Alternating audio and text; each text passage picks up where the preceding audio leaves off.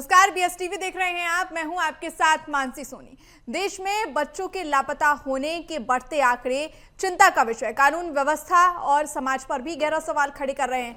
जब हजारों बच्चे अपने ही घरों, गलियों और शहरों से गायब हो रहे हैं तो यह पूछना जरूरी हो जाता है कि आखिर हमारे समाज की संरचना में ऐसी कौन सी दरारें पैदा हो गई हैं जिनसे बचपन ही फिसल कर गायब हो रहा है। गरीबी, बेरोजगारी, बाल मजदूरी, पारिवारिक कलह और मानव तस्करी जैसे कारण यह संकेत देते हैं कि कई परिवार आज भी बुनियादी सुरक्षा और स्थिरता से वंचित हैं। बता दें कि सोशल मीडिया और डिजिटल दुनिया के अनियंत्रित इस्तेमाल ने बच्चों को नए तरह के खतरों के सामने लाकर खड़ा कर दिया है। सबसे चिंताजनक बात तो यह है कि बड़े शहरों की भीड़ और आदिवासी इलाकों की उपेक्षा, दोनों ही जगहों पर बच्चे समान रूप से असुरक्षित नजर आ रहे हैं। ऐसे में सवाल उठता है कि केवल प्रशासन से सवाल नहीं उठता, बल्कि पूरे समाज से सवाल है कि क्या हम सच में अपने बच्चों के लिए सुरक्षित माहौल बना पा रहे हैं, या फिर विकास और व्यवस्था की दौड़ पर बचपन कहीं पीछे छूटता जा रहा है। तो देखिए, बच्चों की सुरक्षा पर तमाम गंभीर सवाल खड़े हो रहे हैं और सवाल ये है कि बच्चों की सुरक्षा के लिए क्या सुरक्षित माहौल बनाया जा पा रहा है, और फिर विकास और व्यस्तता की दौड़ में बचपन कहीं पीछे छूटता जा रहा है। क्योंकि जिस तरीके आंकड़े यहाँ पर सामने आए हैं, उत्तराखंड में आपको बता दें कि 900 बच्चे के गुम होने की खबर है। वहीं राजस्थान की बात करें तो 745 बच्चे लापता हो गए हैं। देखिए, लगातार जो साल दर साल के आंकड़े हैं वो बढ़ते जा रहे हैं। और मध्य प्रदेश की अगर बात करें तो एक साल में 4256 जो बच्चे हैं वो गायब हुए हैं। इसके साथ ही हर साल देश में हजारों बच्चे गायब हो रहे हैं। गरीबी, तस्करी या फिर कोई वजह है, ये तमाम तरीके के यहाँ पर सवाल खड़े हो रहे हैं। क्योंकि सोशल मीडिया भी कहीं ना कहीं एक वजह बताया जा रहा है। देश में लापता बच्चों की जो संख्या सामने आ रही है वह बेहद ही चिंताजनक है। देखिए, मिसिंग चिल्ड्रन रिपोर्ट के अनुसार 1 जनवरी 2025 से 31 जनवरी 2026 के बीच देश में कुल 33,577 बच्चे लापता हुए हैं। और ये जो आंकड़े सामने आए हैं वे बेहद ही चिंताजनक है। और देखिए, जिस तरीके बच्चों के लापता होने की आंकड़े सामने आए हैं वो बेहद ही चिंताजनक है। केंद्र सरकार की रिपोर्ट में खुलासा हुआ है, एक साल में देश के भीतर 33,577 बच्चे गुम हुए हैं। लापता बच्चों वाले राज्यों में मध्य प्रदेश देश में दूसरे स्थान पर आता है। वहीं केंद्र की रिपोर्ट में छत्तीसगढ़ देश में 6ठे स्थान पर है, जो कि चिंता का विषय है। भोपाल, धार, जबलपुर और सागर संवेदनशील शहर है। वहीं अगर बात रीवा, सतना, ग्वालियर, छिंदवाड़ा की करें तो यहाँ भी अधिक मामले सामने आए हैं। गरीबी और आर्थिक तंगी के कारण घर छोड़ रहे बच्चे, ऐसा रिपोर्ट में खुलासा हुआ है, जो कि चिंता का विषय है। इसके साथ ही बाल मजदूरी, मानव तस्करी, पारिवारिक झगड़े भी इसकी वजह सामने आ रही है। घरेलू समस्याएं, प्रेम प्रसंग या सोशल मीडिया भी जिम्मेदार है, ऐसा रिपोर्ट में खुलासा हुआ है। तो केंद्र सरकार की जो रिपोर्ट सामने आई है उसमें तमाम बड़े खुलासे हुए हैं और ये भी बताया गया है कि एक साल में देश के भीतर 33,577 बच्चे गुम हुए हैं। एक साल में 33,000 से ज्यादा बच्चों का गुम होना कहीं ना कहीं तमाम गंभीर सवाल खड़े करता है। और केंद्र की रिपोर्ट में छत्तीसगढ़ जो है देश में 6ठे स्थान पर है।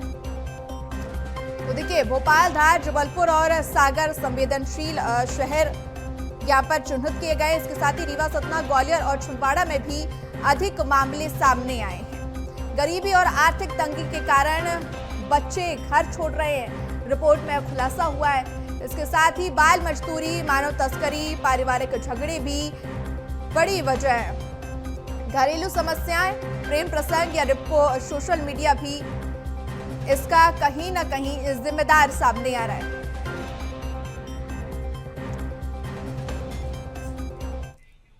तो देखिए, जिस तरीके आंकड़े सामने आए हैं बेहद ही चिंताजनक ये आंकड़े हैं। और किस तरीके बच्चे गुम हो रहे हैं, इस पर क्या कुछ कदम उठाना चाहिए, इस पर आज चर्चा करेंगे। एक विशेष पैनल हमारे साथ जुड़ रहा है और आपको बता दें कि क्लिनिकल साइकोलॉजिस्ट डॉक्टर शैली राय हमारे साथ जुड़ रही हैं। शैलिया जी, आपका बहुत स्वागत करती हूं। इसके साथ ही छत्तीसगढ़ राज्य बाल अधिकार संरक्षण आयोग की अध्यक्ष हमारे साथ जुड़ी हैं डॉक्टर वर्णिका शर्मा जी। वर्णिका जी, आपका भी बहुत स्वागत करती हूँ। सबसे पहले शैली राय जी, मैं आपके पास आऊंगी क्योंकि जिस तरीके देखिए ये आंकड़े सामने आए हैं बेहद ही चिंताजनक है। इसमें दो चीज मैं पॉइंट आउट करना चाहूंगी जो कि बहुत चिंता का विषय है। 2 से 14 साल के बच्चे, पहली बात, और दूसरी बात जो लड़कियां हैं उनका किडनैप ज्यादा हो रहा है, उनका अपहरण ज्यादा हो रहा है। क्या वजह आप मानती है इसके पीछे की?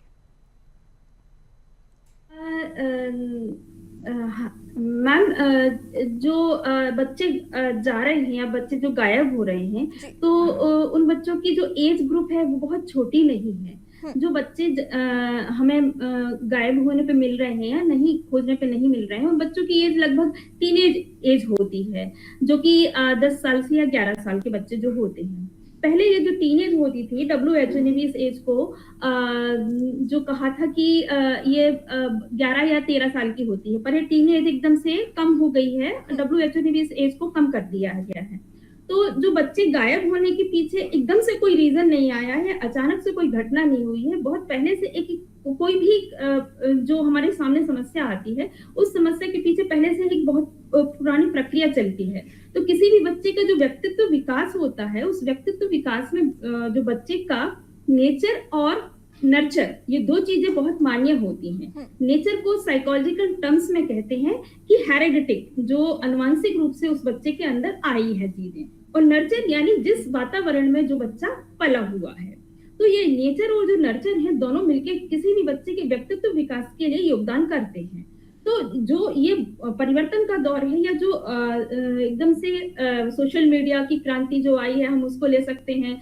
हमारी जॉइंट फैमिली एक जो सिंगल फैमिली में आ गई है, महिलाएं हैं जो वर्किंग हो चुकी हैं, बच्चों पे उतना ध्यान नहीं दे पा रही हैं। तो बच्चों को दूसरी चीज एक एक्सेप्टेंस जो पहले मिला करती थी, जैसे हमारा पहले छोटे बच्चे नर्सरी से आके अपने पेरेंट्स से शेयर करता था कि मम्मी मैंने आज अपने दोस्तों के साथ ये किया है या कोई एक्टिविटी की है, हम उस चीज को एक्सेप्ट करते थे। लेकिन आज के समय में क्या हो रहा है कि जब बच्चे टीनेज में आते हैं और उनमें जो हार्मोनल चेंज आते हैं, हार्मोनल चेंजेस के साथ साथ फिजिकल चेंजेस और साइकोलॉजिकल दोनों प्रकार के चेंजेस आते हैं। फिजिकल चेंजेस के लिए तो हम बच्चों को तैयार करते हैं कि हाँ, तुम्हें लड़कियों में ये चेंज आएंगे, लड़कों में ये चेंज आएंगे, बट साइकोलॉजिकल चेंजेस क्या आएंगे इस पे हम तो कभी भी चर्चा नहीं करते हैं। और जब बच्चा टीन एज में जो एक्सपीरियंस करता है, टीन एज में सबसे बड़ी चीज आती है अपोजिट जेंडर के साथ अट्रैक्शन होना।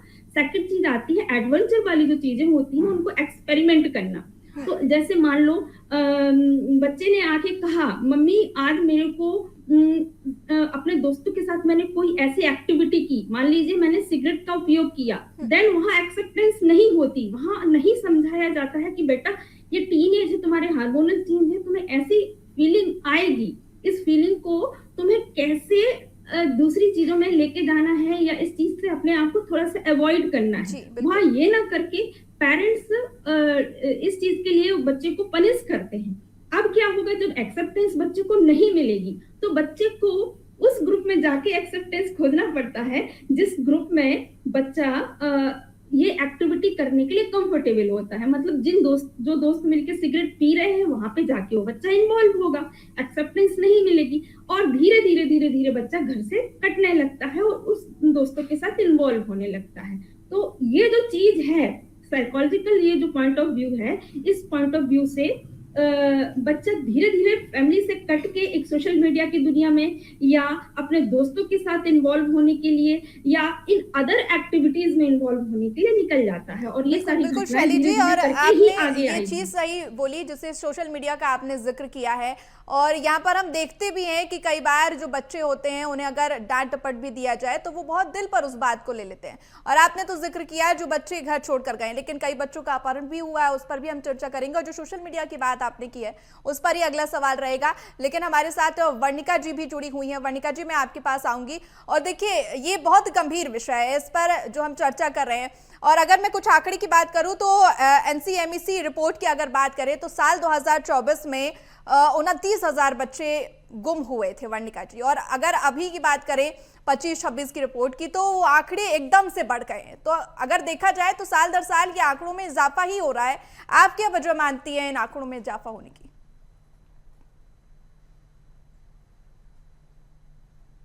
ये जो आंकड़ों में इजाफा होने की आप बात कर रही हैं जी ये गत वर्ष के कैलकुलेटेड आंकड़े हैं जिनको अभी आपके सामने प्रस्तुत हुआ है, या रिपोर्ट जब भी आती है तो 2-3 दिन पहले की नहीं होती है। ये बीते वर्ष प्रस्तुत किया तो 2024-25 का 26 में प्रस्तुत किया। इस प्रकार की गतिविधि जो सभी के संज्ञान में है, ऐसा होता है। और ये जो आंकड़े बढ़ रहे हैं तो हमको एक सूक्ष्मता से माइक्रोस्कोपिक लेवल पे वर्क करने की अभी बहुत आवश्यकता है, और हम निरंतर इस कार्य को कर रहे हैं। जो डीसीपीयू की पूरी यूनिट है, खास तौर से जो एसपीजीओज है, बाल कल्याण अधिकारी है, अभी कुछ दिन पहले हमने एक अनुशंसा जारी की है विभिन्न थाना क्षेत्रों में, विभिन्न जिलों में, और समस्त एसपी के पास में ये सूचना भेजी गई है कि इस प्रकार की किसी भी गतिविधि पे नकेल कसने के लिए सबसे पहले कोई भी यदि हमारे बच्चों को इस प्रकार से भ्रमित करके कहीं लेके जा रहा है, किसी प्रकार के उनके साथ किसी प्रकार के कृत्य करने को अंजाम देने को ऐसे कोई भी दीमक दिखाई दे रहे हैं, तो हमने स्पष्ट तौर पे कहा है कि अब प्रत्येक थानों में और शासकीय संस्थानों की दीवारों पे चाइल्ड हेल्पलाइन नंबर तो लिखा ही रहेगा, परंतु पट्टी और पेंसिल के फॉर्मेट में वहां पे बाल कल्याण अधिकारी का फोन नंबर रहेगा, और बच्चा थाना तक नहीं आएगा। यदि बच्चा एक कॉल भी करता है तो उसका नाम बिल्कुल गोपनीय रखते हुए अधिकारी उस तक पहुंचेंगे और उसके संरक्षण की जवाबदेही लेंगे। बिल्कुल, ये बात तो आपने सही की, जो कि नंबर का आपने जिक्र किया है कि नंबर वहां पर लगाया जाए। लेकिन देखिए, जिस तरीके जो संख्या बताई जा रही है और जो आंकड़े सामने आए हैं, और उस पर मेंशन है साफ तौर पर कि 14 साल तक की उम्र के बच्चों का, 2 से 14 साल की उम्र बच्चों का ज़्यादा वो गुम हो रहे हैं। तो ऐसे में बच्चों का अगर देखा जाए तो वो उतने जागरूक नहीं होते हैं कि तुरंत अगर नंबर देखा और डायल कर दिया, फ़ोन कर दिया, पता दे दिया कि हम कहां पर हैं, या फिर ऐसी तमाम जानकारी दे दी गई। इसके साथ ही कई बार ऐसा भी होता है कि अगर जानकारी दे भी जाती है तो सुविधा उपलब्ध नहीं होती है। तो उस पर क्या कहेंगे आप? नहीं, देखिए, अभी मैं सुदूर वनांचल स्थितियों से अवगत होते हुए आ रही हूँ, और मेरा ये जो निर्णय है ये वहीं के बच्चों को देख के लिया गया। आज आप गांव-गांव में जाइए, बच्चों को चाइल्ड हेल्पलाइन नंबर 1098, अधिकांश बच्चे 80 से 85% बच्चे 1098 से परिचित हैं। लेकिन अभी बहुत ज्यादा जरूरत है, बहुत काम करने की जरूरत है, लगातार इसमें अवेयरनेस करने की जरूरत है। हम अपने बच्चों को भी मजबूत बनाएंगे, लेकिन परिस्थितियों पर भी अब नकेल कसने का समय आ गया है। और जल्द ही आयोग तो अपने तरीके से अपनी धाराओं के तहत संज्ञान ले रहा है। धारा 13 और सहपठित धारा 15 के अंतर्गत लगातार इन सब गतिविधियों पर निगरानी रखे हुए हैं, और हम लगातार अभी संज्ञान भी ले रहे हैं, अन्य अन्य क्षेत्रों में भी जा रहे हैं। मूलतः ये जो देखा गया, आपने जिस आयु वर्ग की बात की है, वास्तव में बहुत दुखद है। उस समय में जहाँ पे बच्चों को तमाम हम अधिकार मिलने की बात कर रहे हैं, बहुत से विषय उठाते हैं, बड़ी बड़ी सभाएं आयोजित करते हैं, लेकिन दूसरी ओर हम क्या देखते हैं, हमारे वे बच्चे अधिकार से तो बहुत दूर की बात है, उनको जो नहीं होना चाहिए उनके साथ वो सारी बातें भी हो रही हैं। तो इन परिस्थितियों में अभी हमको बहुत काम करना है, और हम लगातार अपनी कार्यदृष्टि बनाए। ठीक है वर्णिका जी, आपके पास फिर लौटूंगी। शैली जी, आपकी तरफ रुख करूंगी। और जिस तरीके देखिए हम चर्चा कर रहे हैं और ये जानने की कोशिश कर रहे हैं कि आखिर क्या साइकोलॉजिकल इम्पैक्ट पड़ता है, तो अगर बात की जाए जिस तरीके बच्चे गुम होते हैं, तो क्या मनोवैज्ञानिक कमजोरी होती है जिसका फायदा उठा लिया जाता है? मैम, क्या होता है, साइकोलॉजी में एक टर्म होता है कि पेरेंटिंग स्टाइल। पेरेंटिंग स्टाइल बच्चों की जैसी रहेगी और बच्चे का जो अटैचमेंट स्टाइल जिस तरीके से रहेगा, बच्चे का व्यक्तित्व तो वैसा ही बनेगा, बच्चे की सोच वैसी ही बनेगी। और 3 साल से लेके 18 या 20 साल तक बच्चे का एक पूरा व्यक्तित्व विकास होता है। 3 साल मतलब हम इसको कहते हैं साइकोलॉजी में ईगो नॉर्मल जो लैंग्वेज में है उसका दूसरा अर्थ होता है। यहाँ पे ईगो का मतलब होता है बच्चे में स्व का विकास। मतलब ये मेरी माँ, मेरा मेरे पापा, मेरा पेन, मेरी गुड़िया, है ना। तो जहां से ये स्व का विकास होता है, ये जब स्व का विकास होता है और इसको बोलते हैं पर्सनालिटी ट्रेट्स। तो ये पर्सनालिटी ट्रेट्स धीरे धीरे डेवलप होकर नेचर एंड नर्चर के एनवायरनमेंट में जब ये डेवलप होते हैं तो 18 से 20 साल की उम्र तक जाके ये फिक्स होते हैं, और यदि कोई डिसऑर्डर आता है और ड्यूरिंग दिस एज यदि कोई काम ना किया गया बच्चे के ऊपर, तो ये एक डिसऑर्डर में कन्वर्ट हो जाता है। तो हमें ये बहुत ज्यादा जरूरी देखना पड़ता है कि पेरेंटिंग स्टाइल कैसी होती है। समटाइम पेरेंटिंग स्टाइल यदि हम एक सामान्य भाषा में कहें तो पेरेंटिंग स्टाइल 3 या 4 प्रकार की होती है। एक पेरेंटिंग स्टाइल ऐसी होती है जिसमें पेरेंट्स का पूरा एक दबाव होता है कि तुम्हें 10th में 80% नंबर लेके आना है, ना तुम्हें टीवी देखना है, ना तुम्हें गेम खेलना है, ना तुम्हें कोई एक्टिविटी में इन्वॉल्व नहीं होना है, एकदम कंट्रोल। दूसरा पेरेंटिंग स्टाइल होता है कि हाँ बेटा तुम्हें 80% नंबर लेके आना है, लेकिन हम तुम्हें खेलने भी देंगे, कूदने भी देंगे। तीसरा पेरेंटिंग स्टाइल होता है कि हाँ बेटा तुम अपनी कैपेसिटी से कितना ला सकते हो तुम लाओ, हम तुम्हें सपोर्ट करेंगे। यहाँ पे सपोर्ट आता है पेरेंट्स का और बच्चे पे बिलीव किया जाता है। तो जब ये वाली जो थर्ड टाइप की पेरेंटिंग स्टाइल होती है और इस पेरेंटिंग स्टाइल में बच्चों का डेवलपमेंट होता है, प्लस अटैचमेंट स्टाइल में बच्चे को एक सिक्योर अटैचमेंट है क्या, ये देखना पड़ेगा बच्चा कहीं इनसिक्योर तो नहीं हो रहा है अपने पेरेंट्स से, अपने एनवायरमेंट से। सेकंड, कहीं बच्चे को एंग्जियस तो नहीं किया जा रहा है, या कहीं बच्चे को अवॉइड तो नहीं किया जा रहा है, कहीं बच्चे को निग्लेक्ट तो नहीं किया जा रहा है। ये सारी जो अटैचमेंट स्टाइल बच्चे में डेवलप होती है ड्यूरिंग द ट्रेड्स, पर्सनालिटी नहीं बनी है, 3 साल से लेकर 18 साल तक ट्रेड्स डेवलप हुए हैं। तो यहाँ पे जो पुराने जमाने में कहा जाता था कि बच्चा जो है एक कच्ची मिट्टी का घड़ा होता है, इसको हमें अंदर से सपोर्ट देके ऊपर से ठोकना है तो वो बहुत अच्छा बनेगा। तो यही सारी चीजों को जब हम ध्यान में रखते हैं तो एक बहुत अच्छी पर्सनालिटी बच्चे की निखर के आती है, बच्चे को अपने पेरेंट्स पे बिलीव होता है और बच्चा एक डिसिप्लिन्ड वे में अपने आप को शैली जी, आपने पेरेंटिंग पर अच्छा जोर दिया है, इसी से जुड़ा हुआ एक सवाल है कि क्या प्रैक्टिकल एजुकेशन क्या देनी चाहिए, क्योंकि देखिए इमोशनल तरीके से किस तरीके को बच्चे को ट्रीट करना है वो तो बहुत इंपॉर्टेंट होता है, लेकिन प्रैक्टिकल एजुकेशन क्या देनी चाहिए वो भी बताइएगा।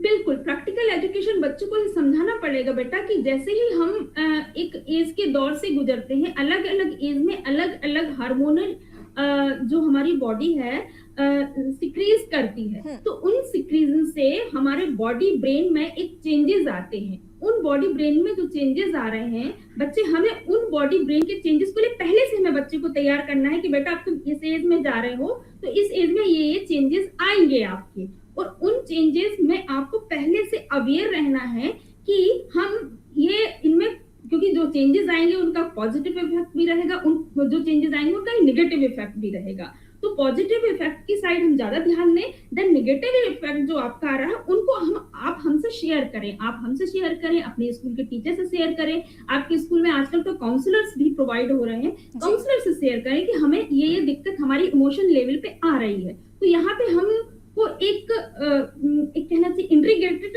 तरीके से जुड़ के सबको काम करना पड़ेगा, तब कहीं जाके हम बच्चों को एक सिक्योर एनवायरनमेंट दे पाएंगे। ठीक है शैली जी, आपके पास फिर लौटूंगी। तमाम इंपॉर्टेंट टॉपिक का आपने जिक्र किया है, बहुत महत्वपूर्ण बिंदु आपने बताए हैं। वर्णिका जी भी लगातार हमारे साथ जुड़ी हुई हैं। वर्णिका जी देखिए, अगर मैं बात मध्य प्रदेश छत्तीसगढ़ की करूं तो मध्य प्रदेश दूसरे स्थान पर है आंकड़ों को लेकर, और छत्तीसगढ़ की अगर बात करें तो लगभग 1000 से ज़्यादा केसेस वहाँ पर सामने आए हैं बच्चों के गुम होने के। तो अगर बात की जाए मध्य प्रदेश छत्तीसगढ़ में बढ़ते मामलों को लेकर क्या कुछ एक्शन लिया जा रहा है, अगर बात छत्तीसगढ़ की जाए तो क्या कुछ एक्शन लिया जा रहा है और कहाँ पर कमी देखने मिल रही है? देखिए, सबसे पहली बात यहाँ पे अभी आप लोगों के जो संवाद थे वो मैं सुन रही थी जी। तो इसमें हम पॉइंट नंबर 1 से शुरू करते हैं। जब बच्चे, मैं तो उन सीमावर्ती माओवादी क्षेत्रों से भी होके आई हूँ, जब बच्चे 112 बच्चे रेस्क्यू किए गए थे, उन बच्चों में से जब रेस्क्यू करके लाते हैं तो स्वयं जो उनके माता पिता हैं, मैं एकदम सुदूर वनांचलों की भी बात कर रही हूँ ना, आप तारतम्य स्थापित करें जो भी ये आज चैनल देख रहे हैं, ऐसे सुदूर वनांचलों में इन दीमकों द्वारा ब्रेन वॉश की गतिविधि इतनी ज्यादा है कि वो माता पिताओं को ही एग्री करते हैं, राजी करते हैं कि वो बच्चों को काम करने के लिए, कई स्थानों में तो ऐसा भी होता है कि माता पिता ये बोल के लेके जाते हैं कि हम काम करने जा रहे हैं और बच्चे साथ में जा रहे हैं, और जब बच्चे रेस्क्यू होते हैं तो पता चलता है कि बच्चों को इस प्रकार से अन्य गतिविधि में ले जाया गया। जब प्रकरण दर्ज होने की बारी आती है तो भी वो नकारने लगते हैं। ऐसी बहुत सी स्थिति होती है सामने जिसको सामना करना पड़ता है, और बहुत से बच्चों को फुसला करके चंद रुपयों के लिए बाल श्रम, और वो भी खतरनाक बाल श्रम के लिए ले जाया जाता है। लेकिन अभी पिछले कुछ दिनों से लगातार सतर्कता आई है और इस विषय में एक कंबाइन एक्शन टीम काम कर रही है, जिसमें CWC के मेंबर भी, जो विभिन्न जिला इकाइयां होती हैं बाल संरक्षण समिति के, ये सभी लगातार कार्य कर रही हैं। एक ग्रुप टास्क फोर्स बना करके ये अन्य राज्यों से भी लगातार अपना तारतम्य बनाए हुए हैं। अभी कुछ बच्चे जिनको बाल श्रम के लिए विरार ले जाया जा रहा था मुंबई के, उन बच्चों को भी ट्रेन में से रेस्क्यू किया गया और उन बच्चों को लाया गया और अभी यथोचित स्थान में पहुंचाया गया है। बात ऐसी होती है कि कुछ स्व जागरूकता, कुछ क्षेत्र के लोगों की जागरूकता, कुछ क्षेत्र के लोगों द्वारा सतर्कता, इन तमाम बातों के साथ एक कठोर कार्यवाही जो सबसे ज्यादा महत्वपूर्ण हिस्सा है वो मायने रखती है, और इस कार्यवाही वाले हिस्से पे हम लगातार सक्रिय होंगे। निश्चित ही CWC की टीम, जो पूरी DCPU है, पूरी यूनिट है, वो मिल करके अभी सतर्क हो चुकी है। SPGOs, बाल कल्याण अधिकारी, इन लोगों ने एक सतर्क टीम का गठन कर लिया है। बिल्कुल वर्णिका जी, देखिए जिस तरीके आप बता रही हैं कि काम किया जा रहा है और प्रयास लगातार जारी हैं, लेकिन सवाल तो यहीं पर खड़ा हो रहा है ना कि अगर प्रयास लगातार जारी है, टीम गठित हो चुकी है। बिल्कुल, तो आंकड़े कम क्यों होने का नाम नहीं ले रहे हैं? अंकुश लगाने के लिए क्या ठोस कदम उठाए जाएं? ऐसा है, नहीं, आपको बताया ना, प्रयास किए जा रहे हैं वाला सामान्य उत्तर मैंने नहीं दिया है। ये सांत्वना प्रदाय उत्तर मैंने कतई नहीं दिया है। मैंने ये कहा है कि जिन क्षेत्रों में अमुक अमुक कारण थे और इन अमुक कारणों का संज्ञान लेते हुए इस प्रकार से कंबाइन एक्शन टीम अब गठित की गई है, और वो कंबाइन एक्शन टीम सीमावर्ती इलाकों में किस प्रकार से DCPU का जो पूरा यूनिट है अब वो एक साथ फंक्शन में आ गया है और अब वो इन कार्यों को अंजाम दे रहा है। यहाँ तक कि ये भी देखा जा रहा है कि यदि गुमशुदा बच्चे इतने हैं तो इन गुमशुदा बच्चों के अगेंस्ट में प्रकरण कितने दर्ज हुए हैं, और यदि प्रकरण बाकी के दर्ज नहीं हुए हैं तो वो क्यों नहीं हुए हैं, और प्रकरण दर्ज करते हुए उनका तात्कालिक रूप से संज्ञान लेने के लिए एक मिशन आरंभ हो चुका है। मैं आपको ये बताना चाह रही हूँ। बिल्कुल वर्णिका जी, और आपने एक बात बहुत सही बोली कि कई बार ऐसा होता है कि बच्चे, जो हम आंकड़े देख पा रहे हैं वो तो रजिस्टर्ड है, कई बार ऐसा होता है कि कुछ केसेस ऐसे होते हैं कि वो रजिस्टर्ड भी नहीं होते और उनके बारे में पता भी नहीं चलता है। हालांकि आपने जिक्र किया कि तमाम तरीके के प्रयास यहाँ पर किए जा रहे हैं। शैली जी, आपके पास में आना चाहूंगी, और देखिए जिस तरीके आपने बताया कि पेरेंटिंग कैसे होनी चाहिए, क्योंकि हम सोशल मीडिया के दौर में, ऐसे टेक्नोलॉजी के दौर में है, और सोशल मीडिया आजकल बच्चों पर बहुत इम्पैक्ट डाल रही है। अगर देखा जाए तो बच्चों की सोचने समझने की अगर शक्ति की भी बात करें तो उस पर भी बहुत फर्क पड़ता है। लेकिन क्या कुछ पेरेंटिंग के अलावा स्कूल पर क्या कुछ उन्हें गाइडेंस देनी चाहिए, क्योंकि हम देखते हैं छोटे बच्चों को गुड टच और बैड टच के बारे में कई स्कूलों में बताया जाता है, बहुत सारे स्कूलों में नहीं बताया जाता है। उसी से रिलेटेड अगर इस टॉपिक पर बात की जाए तो क्या कुछ उन्हें पहल करनी चाहिए? वैसे मैम देखा जाए अभी स्कूल्स काफी अवेयर हो गए हैं। जो ये एनवायरनमेंट चल रहा है या सरकार की जो मुहिम चल रही है उसमें स्कूल्स एक काफी अच्छे लेवल पे 3rd या 4th क्लास से, गवर्नमेंट स्कूल में ये 3rd या 4th क्लास से बच्चों को वीडियोस के द्वारा गुड टच, बैड टच, ये सारी चीजें सिखाई जा रही हैं और उनपे ये काम भी किया जा रहा है। ऐसा नहीं है कि स्कूल से अवेयर नहीं है, लेकिन यहाँ पे फिर हमें देखना पड़ेगा कि स्कूल में बच्चा कितनी देर रहता है, सिर्फ 6 घंटे या 7 घंटे, उसके बाद तो लौट के बच्चे को घर ही आता है। तो यहाँ पे पेरेंट्स को और जो टीचर्स हैं, या बच्चा कोचिंग जा रहा है, या बच्चा ताइक्वांडो जा रहा है, या बच्चा क्रिकेट खेलने के लिए जा रहा है, तो वहां पे पेरेंट्स को उनसे मिलते रहना चाहिए कि हम घर में तो एनवायरनमेंट को प्रदान कर रहे हैं, बच्चे को वो सारी चीजें जागरूक कर रहे हैं, लेकिन क्या बाहर का जो एनवायरनमेंट है बच्चे को कहीं नेगेटिव जगह इम्पैक्ट तो नहीं कर रहा है। तो यहाँ पेरेंट्स को थोड़ा सा और अवेयर होना पड़ेगा और बच्चे को टाइम देना पड़ेगा। आजकल पेरेंट्स बोलते हैं हम बच्चे को क्वालिटेटिव टाइम देते हैं, हम 2 घंटे आते हैं, पूरा बच्चे पे प्रॉपर ध्यान देते हैं। सिर्फ 2 घंटे बच्चे पे टाइम देने से नहीं चलेगा। बच्चे की हर एक्टिविटी पे जब तक बच्चा एक एडल्ट एज में नहीं आ जाता है, बच्चा अपना आप को सही नहीं समझने लगता है कि क्या गलत है क्या सही है, तब तक बच्चे को दोस्ताना व्यवहार रख के बच्चे पे ध्यान देना पड़ेगा और उस पे काम करना पड़ेगा। बिल्कुल बिल्कुल शैली जी, तमाम महत्वपूर्ण बिंदुओं का आपने जिक्र किया और पेरेंटिंग पर विशेषकर अगर देखें तो जोर डाला है। और बेशक पेरेंटिंग का बहुत ज़्यादा असर यहाँ पर पड़ता है क्योंकि सोशल मीडिया का दौर है और ऐसे में बहुत जल्दी डिस्ट्रैक्ट बच्चे हो जाते हैं। तो शैली जी, जिस तरीके आपने तमाम बिंदुओं का जिक्र किया, वर्णिका जी आपने बताया कि किस तरीके काम किया जा रहा है और इस पूरी मुहिम को चलाया जा रहा है, अभियान तो लगातार जारी है, लेकिन बढ़ते आंकड़ों को कम करने के लिए क्या कुछ प्रयास किए जा रहे हैं उनका आपने जिक्र किया। आप दोनों मेहमानों को चर्चा में जुड़ने के लिए बहुत शुक्रिया।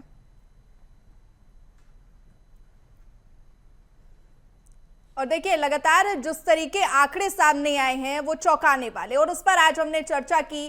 क्लिनिकल साइकोलॉजिस्ट हमारे साथ जुड़ी, उनसे जाना कि किस तरीके बच्चों की साइकोलॉजी पर प्रभाव पड़ता है और क्या कुछ बिंदु होते हैं जिनको देखते हुए उनको वश में कर लिया जाता है। वहीं छत्तीसगढ़ राज्य बाल अधिकार संरक्षण आयोग से अध्यक्ष हमारे साथ जुड़ी थी वर्णिका शर्मा जी, उनसे जानने की कोशिश की कि इन बढ़ते आंकड़ों पर अंकुश लगाने के लिए क्या कुछ उनकी तरफ से प्रयास किए जा रहे हैं। और इस गंभीर विषय पर आपसे बस इतना कहना चाहेंगे कि अपने बच्चों को सावधान रखिए और ज्यादातर पेरेंटिंग पर जोर डालिए। फिलहाल इस खास कार्यक्रम में इतना ही, मुझे दीजिए इजाजत, नमस्कार।